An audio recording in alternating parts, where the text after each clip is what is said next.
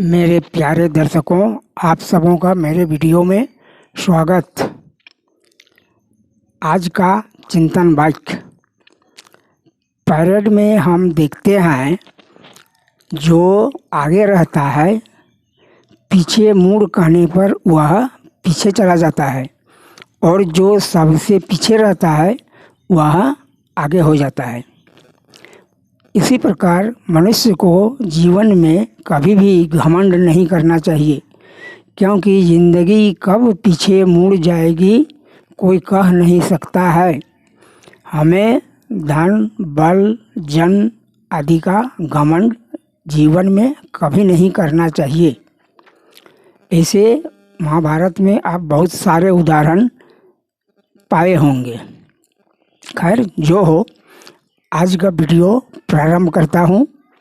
पृथ्वी पर जो अशुद्ध गंदी चीज़ें हैं, श्री कृष्ण अर्जुन को कहते हैं पृथ्वी में जितनी भी अशुद्ध चीज़ें हैं, गंदगी चीज़ें हैं, जिससे अपवित्रता होती है, और पृथ्वी का जो जलीय भाग है उस अपवित्रता के रूप में उसको सुखाने के लिए मैं सूर्य रूप से तपता हूँ, और सूर्य रूप से तपने पर वाष्प बनता है, उस सूखता है, वाष्प बन करके उड़ जाता है, और फिर सूर्य रूप में मैं ही उसे वर्षा रूप में पुनः पृथ्वी पर शुद्ध करके भेजता हूँ। वह सूर्य रूप मैं ही हूँ। मैं ही अमृत और मृत्यु हूँ, सत्य असत्य, नित्य अनित्य, उत्पत्ति विनाश, कार्य रूप से जो कुछ है वह सब मैं ही हूँ। सांसारिक दृष्टि से उत्पत्ति विनाश, जीना मरना, स्थूल सूक्ष्म सब कुछ अलग अलग दिखता है, किंतु वास्तव में संसार रूप में भगवान ही प्रकट होते हैं। भगवान ही बने हुए होने से सब कुछ भगवत स्वरूप ही है। जो कुछ हमें देखने में, सुनने में, समझने में आ रहा है वह सब भगवान का ही स्वरूप है, और उसमें जो परिवर्तन जो कुछ हो रहा है वह भगवान की लीलाएं हैं। ऐसी दृढ़ता से मानने पर फिर भगवान के सिवाय कहीं कुछ भी महत्व बुद्धि नहीं होगी, और उनके द्वारा स्वतः भगवान का चिंतन होता रहेगा। जिस प्रकार रोगी का वैद्य के साथ संबंध होता है, किसी रोगी को जब वैद्य अथवा कहिए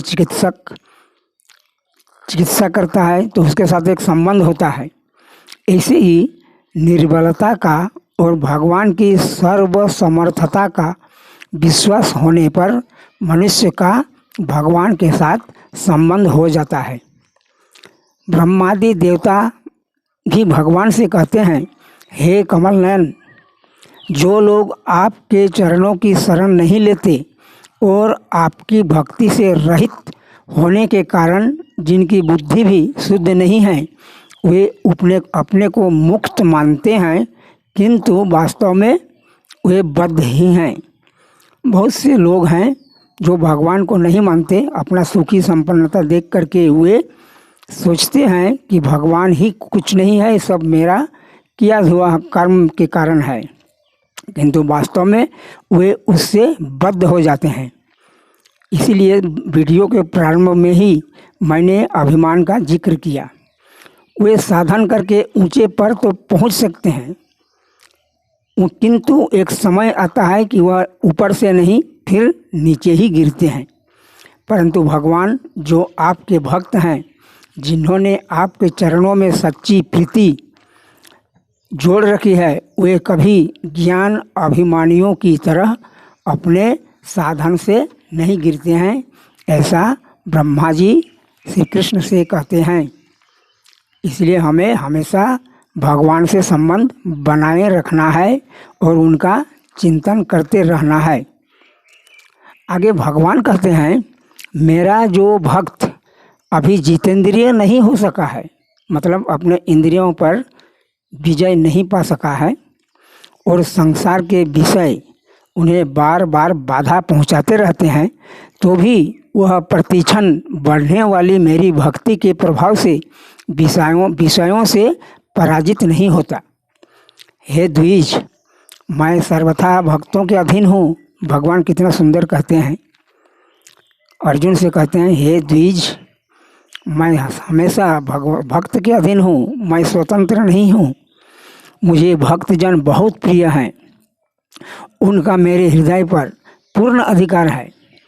इतना सब कहने के बावजूद भगवान को स्वयं संतुष्टि नहीं हो रही है, क्योंकि भगवान के हृदय की बात तो भक्त ही सुनता है। भक्त के सिवाय संसार में कोई सुनने वाला नहीं है। अतः अर्जुन के बिना पूछे ही कहते हैं, जो दीर्घ आयु वाले, मंत्र प्रकट करने वाले, ऐश्वर्यवान, गुण विद्या आदि से युक्त, धर्म का साक्षात करने वाले, गोत्रों से प्रवर्तक हैं, सातों गुणों से युक्त ऋषि महर्षि कहलाते हैं, सप्तर्षि कहलाते हैं। मरीचि, अंगिरा, अत्रि, पुलस्त्य, पुलह, क्रतु और वशिष्ठ, ये सातों ऋषि उपर्युक्त सातों गुणों से युक्त हैं। फिर सनक, सनंदन, सनातन और सनत कुमार, ये चारों ब्रह्मा जी के तप करने पर प्रकट हुए थे, इसलिए ये चारों ही भगवत स्वरूप हैं। ये तीनों लोकों में भक्ति, ज्ञान, वैराग्य का प्रचार करते हुए घूमते रहते हैं। अब देखिए आगे की बात। विभूति नाम भगवान के ऐश्वर्य का है और योग नाम भगवान की अलौकिक विलक्षण शक्ति का है। तो मेरी भक्ति और योग को भगवान की भक्ति और विभूति और योग को तत्व से जानने वाला अविचल भक्ति से युक्त हो जाता है। अब तत्व से जानने वाला कहते हैं, तो तत्व से जानने वाला का मतलब क्या होता है, इसको आगे के वीडियो में कहूँगा। बस आज का इतना ही। तो हमें इतना ही कहना है कि हमें संसार में जो कुछ दिखता है सब भगवान ही हैं, और जो कुछ परिवर्तन हो रहा है वह भगवान की लीला है। ऐसा हमें मन में दृढ़ विश्वास के साथ रखना है। यदि हम हमेशा चारों ओर प्रकृति को देखें, वायु के प्रवाह, समुद्र की तरंग, विशाल आकाश, जितने भी जंगल, पेड़ पौधे, पशु पक्षी, पक्षियों का कलरव आदि जो कुछ भी है सब कुछ भगवत स्वरूप है, भगवान का ही रूप है और भगवान का ही अंश है। हाँ, हम परिवर्तन तो बराबर देखते हैं। आप किसी भी नदी में जाइए, परिवर्तन देख पाएंगे। आज से 5 साल पहले जैसा था अभी नहीं है। तो ये सब परिवर्तन क्या है, भगवान की लीलाएं हैं। ऐसा हमें हृदय से में बैठा के रखना चाहिए। बस आज के वीडियो में इतना ही। धन्यवाद।